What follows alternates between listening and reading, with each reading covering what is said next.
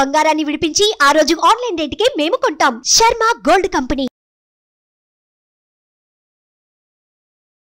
నమస్కారం, నేను మీ జాహ్నవి. మనతో ఉన్నారు ప్రముఖ జ్యోతిష్య వాస్తు పండితురాలు, ప్రముఖ ఆధ్యాత్మికవేత్త, రాజరాజేశ్వరి రాజశ్యామల అమ్మవారి ఉపాసకురాలు, జ్యోతిష్య రత్న, జ్యోతిష్య ప్రపూర్ణ బిరుదాంకితురాలు సురంపుడి భానుకోటేశ్వరి అమ్మ. మాట్లాడేద్దాం. నమస్తే అమ్మ. జై శ్రీరామ్. శ్రీమాత్రే నమః. శ్రీ గురుభ్యో నమః. అమ్మ ఎలా ఉన్నారు? చాలా చాలా సంతోషం. చాలా బాగున్నారు. అమ్మవారి స్వరూపం మీరు ఎప్పుడు చాలా బాగుంటారు. మీ బ్లెస్సింగ్స్ వల్ల మేమందరం కూడా బాగుంటాం. అయితే అమ్మ, చాలా మంది కొన్ని రకాల క్వశ్చన్స్ పంపిస్తున్నప్పుడు అంటే కొన్ని టాపిక్స్ నేను పిక్ చేసుకున్నాను. వాటిలోంచి ముఖ్యంగా విపరీతంగా కష్టపడాలని, సక్సెస్ అవ్వాలని ప్రతి మనిషికి ఉంటుంది. కానీ విపరీతమైన ఆటంకాలు అనేవి మనిషి జీవితంలో వచ్చేస్తూ ఉంటాయి. ఒక్కొక్కసారి అదేంటో ఒక పని మొదలు పెడితే చాలు ఆటంకం ఆటంకం ఆటంకం ఎన్నెన్ని ఆటంకాలు వస్తూ ఉంటాయో. కానీ అవన్నీ తప్పించుకుని మనం ఒక స్టెప్ వేసే రోజు రావాలి, సక్సెస్ అవ్వాలి అంటే వీటికి ఏమైనా రెమెడీస్ ఉంటాయా? ఆటంకాలు లేని పని మొదలు పెట్టవచ్చు అంటారు? ఆటంకాలు లేకుండా పని మొదలు పెట్టచ్చు, అవకాశం ఉంటుంది. అసలు ఆటంకాలని అధిగమించడం ఎలాగా, ఇది కూడా మనం తెలుసుకోవాలి కదా. దానికి కొన్ని సర్టెన్ డేస్ ఉంటాయి. ఆటంకాలు లేకుండా మనం అధిగమించాలంటే ప్రయత్నపూర్వకంగా మొండి పట్టుబట్టాలి. మీరు ఇప్పుడు మన చిన్నప్పుడు చందమామ కథలు అసలు నిజంగా జరిగింది హిస్టరీలో నేను చెప్పేది. బేతాళుడు ఈ కథలు మనందరికీ తెలుసు కదా, వినేవాడు.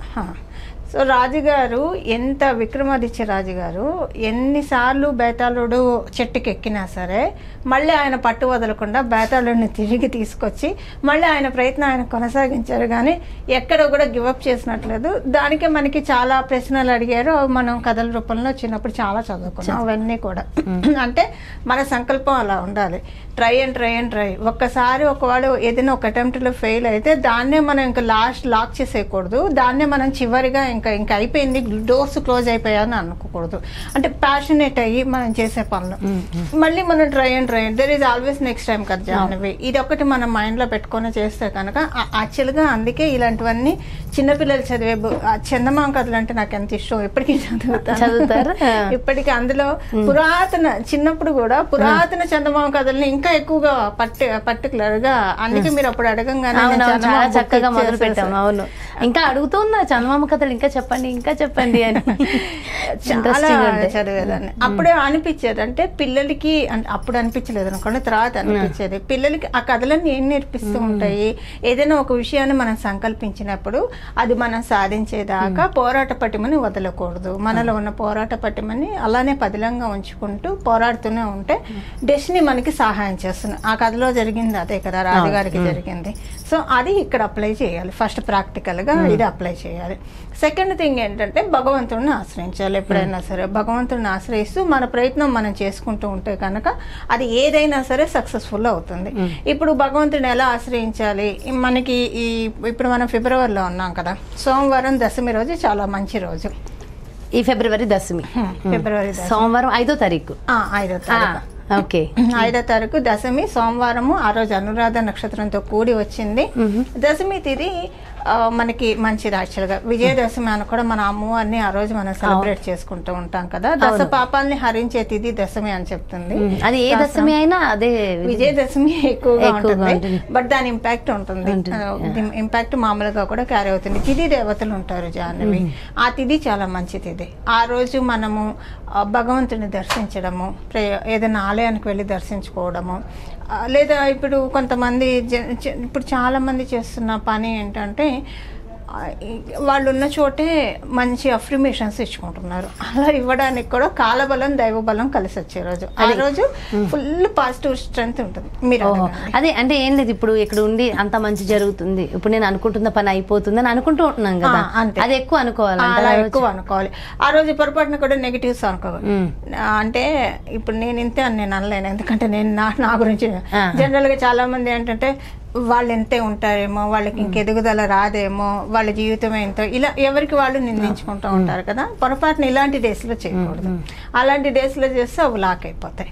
సో మనం అందుకే ఎప్పుడు పెద్దవాళ్ళు ఏం చెప్పేవాళ్ళు, అన్ని మంగళాలే మాట్లాడించేవాళ్ళు. మన చేత ఏమైనా వస్తువు అయిపోయినా కూడా నిండుకుందని చెప్పేవాళ్ళు. బియ్యం నిండుకున్నాయి అయిపోయిందని చెప్పనిచ్చేవాళ్ళే కాదు. బియ్యం నిండుకున్నాయి, పసుపు కుంకుమ నిండుకున్నాయి ఇలా చెప్పేవాళ్ళు. ఒక దీపారాధన కూడా కొండెక్కింది అనేవారు. కొండెక్కింది ఎందుకంటే మనం వెలిగించిన జ్యోతి పరమావధి పరమాత్మని చేరుకోవాలి కాబట్టి కొండెక్కింది అని అంటారు. అలాగే ఒక నూనె లేదని చెప్పచ్చు, కానీ ఇంకేదైనా సరే నిండుకుందని చెప్తాయి. చాలా ఇళ్లలో ఇప్పుడు కూడా ఉన్న ప్రాక్టీసే.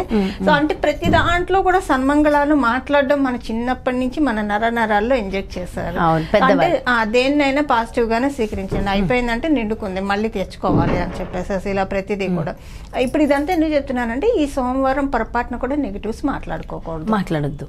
గుడికి వెళ్ళకపోయినా పర్లేదు కానీ నెగిటివ్స్ మటుకు మాట్లాడుకోవద్దు. వద్దు అంటే అసలు నెగిటివ్ పీపుల్ కి, నెగిటివ్ మాటలకి, నెగిటివ్ అట్మాస్ఫియర్ కి చాలా దూరంగా ఉండాలి. నేనైతే చాలా దూరంగా ఉంటా. నా చుట్టూ ఉన్న వాళ్ళందరూ పాజిటివ్ వైబ్స్ ఉన్నవాళ్ళు అంటే సగర్వంగా చెప్పుకుంటుంటాను నేనైతే. అలాగా చాలా దూరంగా ఉండాలి. నెగిటివ్ అన్న దానికి మాత్రం అస్సలు దరిదాపులో కూడా దూరంగా ఉండాలి. ఆ రోజు పొరపాటున కూడా వాళ్ళని వాళ్ళు నిందించుకుంటూ కూడా మాట్లాడుకోకూడదు. చాలా మంది తెలియక చేసే తప్పిదే కదమ్మా. ఏంటంటే నా జీవితం ఇంతే, నా ఇంతే, ఇలానే అయిపోతుంది, ఆ పని అవ్వదు, ఇది అవ్వదు, తెలియదు మనకి. పాపం కొంతమందికి బాగా అవుతుందని చెప్పి ఎందుకు వాళ్ళు ఎంత ఇంజెక్ట్ చేసేస్తారంటే దీన్నే వాళ్ళు బాగా ఎక్కువగా ఫీడ్ చేసేసుకుంటారు. నేచర్ కదా, ఈ రాశి వాళ్ళకి ఇంతే ఉంటుంది, అది స్ట్రాంగ్ గా స్టాంప్ వేసేసుకుంటారు. అలా స్టాంప్ వేసుకోకూడదు కదా. మార్పు ఎందుకు రాకూడదు? ఎన్ని విషయాల్లో మనం పుట్టినప్పటి నుంచి ఎన్ని మార్పులు చూసారు? మేము చూసాం, మీరు చూసారు, మాకంటే ఇంకా చిన్నవాళ్ళు అనుకోండి, మీరు చూసారు, మనం ఎన్ని మార్పులు చూస్తూ వచ్చాము. సో మార్పు అనేది సహజం జీవితంలో. ఏది కూడా నెక్స్ట్ మినిట్ ఉంటదన్న గ్యారంటీ లేదు. అది మంచైనా ఏదైనా, కానీ మంచినే మనం తలుచుకుంటూ ఉండడం మంచి ఉంటే అది మనతో నిలబడు, అది గ్యారంటీ చేసుకునే అవకాశం, చేసుకునే ఇది మనకు ఉంటుంది అనమాట. సో అలా ఈ సోమవారము ఎవరైనా సరే ఇష్టదేవత ఆరాధన చేసుకోవడము, ఏదైనా గుడికి వెళ్ళి, ఈ సోమవారం పైగా దశమి తిథి అనురాధ నక్షత్రంతో కూడి వచ్చింది. ఎవరికైనా జన్మజాతకంలో శని చంద్రులు కలిసి ఉంటే కనుక ఆ దోషాన్ని హరించే రోజు కూడా ఇదని చెప్పచ్చు. సో ఇలాంటి వాటన్నిటి నుంచి బయటపడటానికి ఈరోజు చాలా మంచి రోజు జాహ్నవి. ఈ రోజు ఎవరైతే మనసులో ఉన్న ఇంట్లో అయినా సరే ఏదైనా మెయిన్ గుడికి వెళ్ళలేకపోయినా దాన ధర్మాలు చేస్తే మంచిది. ఏదైనా ఆర్ఫనేజ్, ఓల్డ్ ఏజ్ హోమ్స్కి వెళ్ళడం కావచ్చు, లేదా ఇంట్లో ఉన్న పెద్దవాళ్ళకి పాదసేవ చేయడం కావచ్చు, ఇలాగ ఏదైనా సరే హాస్పిటల్స్కి వెళ్ళి వాళ్ళకి ఆహారం అందించడం కావచ్చు. కుదిరితే కనుక ఇలాంటి సోషల్ సర్వీస్ చేస్తే ఇంకా మంచిది. అనురాధ నక్షత్రానికి అధిపతి శనీశ్వరుడు కాబట్టి ఈ రోజు మనం చేసే ఏ పుణ్యకార్యమైనా సరే ఆయన నోట్ చేసి పెట్టుకుంటాడు. ఇది వృశ్చిక రాశిలో వస్తుంది మనకు అనురాధ నక్షత్రము. ఈ రోజు కనుక చేస్తే స్థిర లక్ష్మిని మనకి సంప్రాప్తించేసేట్టు మన కుండలిని బట్టి, మన అర్హతను బట్టి డబ్బులు అయితే డెఫినెట్ గా ప్రతి రాశి వారికి అన్ని రాశుల వాళ్ళకి. ప్రత్యేకించి వృశ్చిక రాశి వారికి ఏమైనా స్పెషల్ అంటారా? జనరల్ గా వృశ్చిక రాశి వారికి ఎంత క్రేజ్ ఉంటదంటే అబ్బా మా రాశి వారికి ఇలా ఉందా అని. వాళ్ళ కోసం ఏమైనా స్పెషల్ ఉందా? ఎందుకంటే దానికి సంబంధించిన నక్షత్రమే కదా. ఆ రాశి వాళ్ళకి అంటే స్పెషల్ అంటే ఇదే రెమెడీ, ఇదే పరిహారం వర్తిస్తుంది జాహ్నవి. ఆ రాశి వాళ్ళకి కూడా, ఎవరికైనా అన్ని రాశుల వాళ్ళకి కూడా ఇదే వర్తిస్తుంది. ఇంకా ఆ రాశి వాళ్ళు ప్రత్యేకించి ఆ రోజు కుదిరితే హనుమంతుడి ఆలయానికి వెళ్తే మంచిది. ఎందుకంటే ఈ కుజుడు హనుమంతుడితోటి శాంతిస్తారు. లక్ష్మీ నరసింహస్వామి, సుబ్రహ్మణ్య స్వామి, హనుమంతుడు వీళ్ళని పూజిస్తే, ప్రార్థిస్తే జన్మజాతకంలో ఏమన్నా మంగళుడికి సంబంధించిన ఇబ్బందులు ఏమన్నా ఉంటే అవన్నీ తొలగిపోవడానికి అవకాశం ఉంటుంది. అది ఇప్పుడు మనం మాట్లాడుకునేది అనురాధ నక్షత్రానికి అధిపతి శనీశ్వరుడు, కానీ వృశ్చిక రాశికి అధిపతి మంగళుడు కాబట్టి ఈ విషయం కూడా ప్రస్తావిస్తూ ఉన్నాను. మొత్తానికైతే పనులు ఆటంకాలు రాకుండా కూడా మనం మొదలు పెట్టగల సామర్థ్యం మనకు ఉంటుంది. సో దానికి ప్రత్యేకంగా ఫిబ్రవరి 5వ తారీఖున చేసుకోవచ్చు.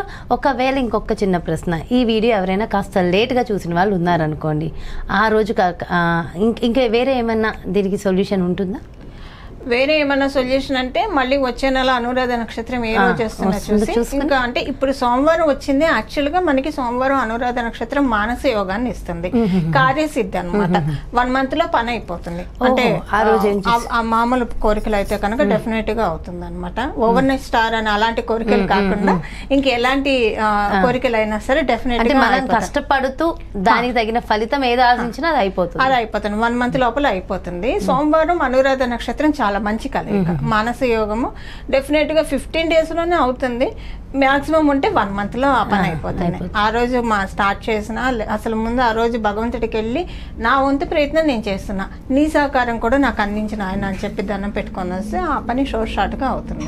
ఓకే, చాలా చాలా చాలా మంచి సొల్యూషన్ అందించారమ్మా. చాలా చక్కటి విషయ పరిజ్ఞానాన్ని అందరికి అందించారు. Thank you so much. నమస్తే. మంగళం. నమో భగవతే వాసుదేవాయ. ఎస్, చూసారు కదండి. మరి ఇది అంటే ఫిబ్రవరి 5వ తారీఖున చాలా చాలా చాలా మంచి రోజట.